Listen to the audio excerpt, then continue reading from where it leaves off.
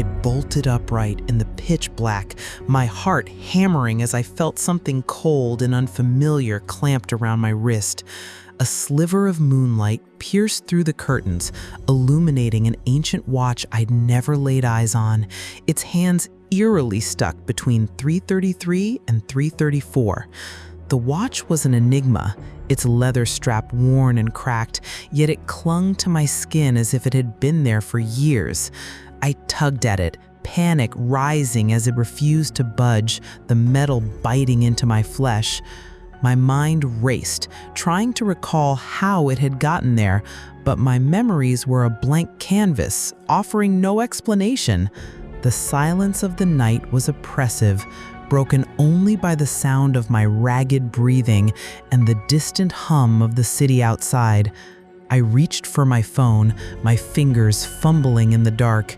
The screen lit up, casting long, eerie shadows across the room. That's when I heard it. A whisper, so faint it could have been a trick of the wind, but it wasn't. It came from my phone, the voice distorted and barely audible, yet clear enough to send a shiver down my spine. "He will return to take you," it hissed. My blood ran cold. I dropped the phone, the screen shattering on impact, but the whisper echoed in my mind, repeating itself over and over.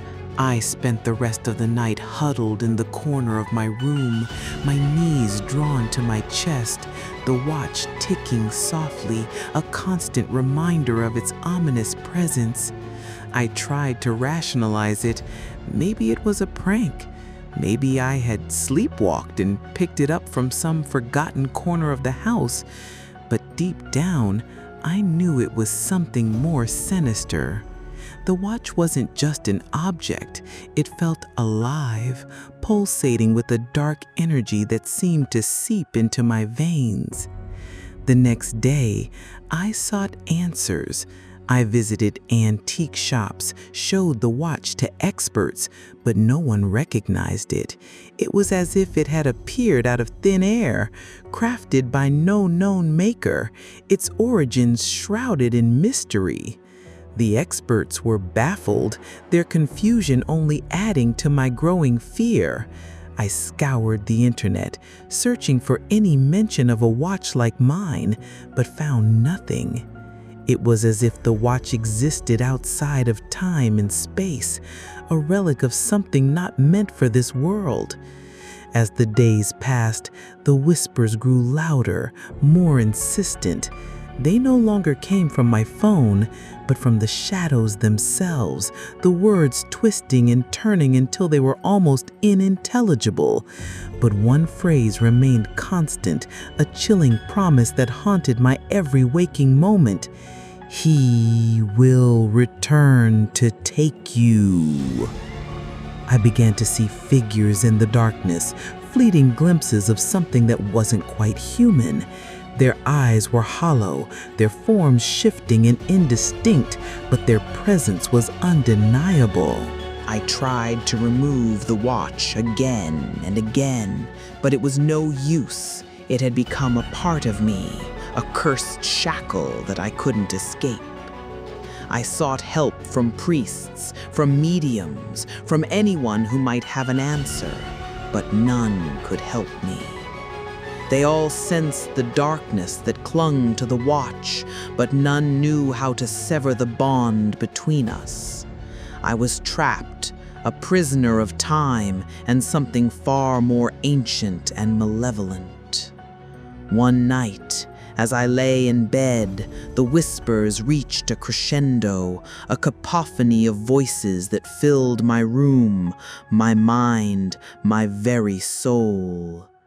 The air grew cold, my breath visible in the frigid darkness. The figures emerged from the shadows, their forms solidifying into something tangible, something real. They surrounded me, their hollow eyes fixed on me, their mouths moving in unison, chanting the words that had haunted me for so long. "He will return to take you." And then he appeared. a figure taller than the rest, his presence radiating a power that made my skin crawl. His eyes were black voids, endless and consuming, and his smile was a twisted mockery of humanity. He reached for me, his hand outstretched, and I knew that this was the end. The watch on my wrist glowed with an eerie light, its hands finally moving, ticking away the last moments of my life. I screamed, but no sound came out. I was paralyzed, trapped in a nightmare that I couldn't wake up from. The figure's hand closed around my wrist, his touch burning like ice, and I knew that I was lost. The last thing I saw was the watch, its hands frozen once more, this time at 3:33, the moment of my doom. I never saw the figure again, but the watch remained, a constant reminder of the horror that had befallen me. I became a shell of my former self, a hollow vessel haunted by the whispers and the promise of his return. And every night as I lay in bed, I hear the ticking of the watch, the whispers growing louder, and I know that he will come back for me.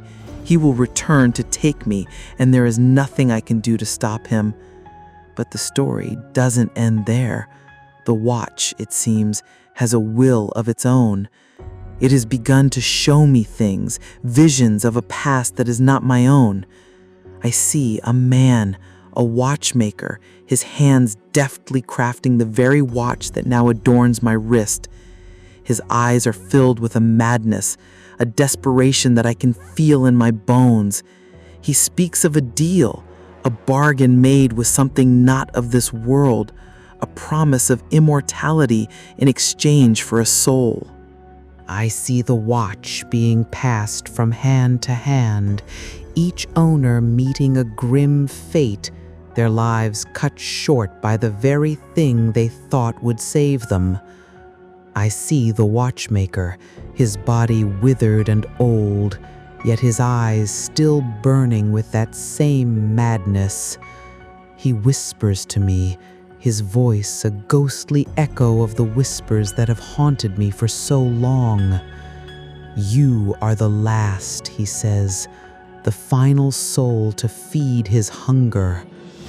I don't know what he means, but I can feel the truth in his words. The watch is a curse, a prison for something ancient and evil, and I am its final victim. But I refuse to go down without a fight. I have begun to search for a way to break the curse, to free myself from the watch's grasp. I have sought out the help of those who know the dark arts, who understand the forces that bind us to this world and the next. They have given me a glimmer of hope, a chance to fight back against the darkness that has consumed me. They speak of a ritual, a way to sever the bond between the watch and its master. It is dangerous, they warn, a gamble with my very soul. But I am desperate, and I will do whatever it takes to free myself from this curse. The night of the ritual arrives, the air thick with tension and the scent of burning herbs. The room is bathed in the flickering light of candles, their flames casting long, dancing shadows on the walls. I sit in the center of the room, the watch a heavy weight on my wrist, its ticking a constant reminder of the darkness that lies within. The ritual begins, the words of the incantation filling the air, weaving a spell of protection and power. I can feel the watch resisting, its hold on me tightening, its darkness fighting against the light that seeks to banish it. The whispers grow louder, more insistent, their words a twisted mockery of the incantation. But I hold firm, my resolve unshaken, my will unbroken. And then a scream, a sound of pure, unadulterated rage fills the room. The watch glows with an eerie light, its hands spinning wildly, its darkness lashing out against the forces that seek to contain it. I can feel it, the battle between light and dark, a war for my very soul. And then, as suddenly as it began, it is over. The watch falls silent, its hands frozen at 3:33, its darkness vanquished, its curse broken. I am free. The watch a lifeless object on my wrist, its power gone, its master defeated. The room is silent, the air still, the only sound the beating of my heart, a steady rhythm of life and hope. I remove the watch, its leather strap brittle and cracked, its metal cold and lifeless. I place it on the table, a relic of a nightmare that is now over. But as I turn to leave, I hear it, a whisper, so faint it could be the wind. But it isn't. It is the watch, its voice a ghostly echo of the darkness that once resided within. He will return, it says, and he will take you. I know that the battle is won, but the war is not over.